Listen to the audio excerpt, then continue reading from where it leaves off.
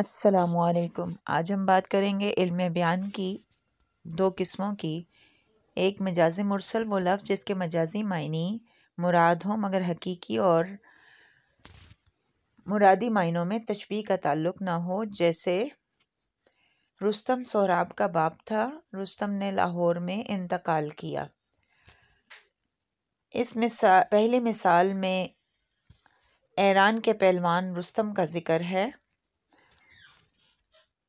جو زال کا بیٹا اور سہراب کا باپ تھا۔ دوسری مثال میں رستم سے مراد بہت بہادر آدمی ہے جس کے مقابلے میں کوئی نہ ٹھہر سکے۔ علم بیان کا دوسری قسم ہے وہ کنایا ہے۔ کنایا کے معنی ہے اشارے سے بات کہنا، اور کنایا کی تعریف ہے کسی لفظ سے ایسی بات مراد لینا جو اس کے معنوں کو لازم ہو،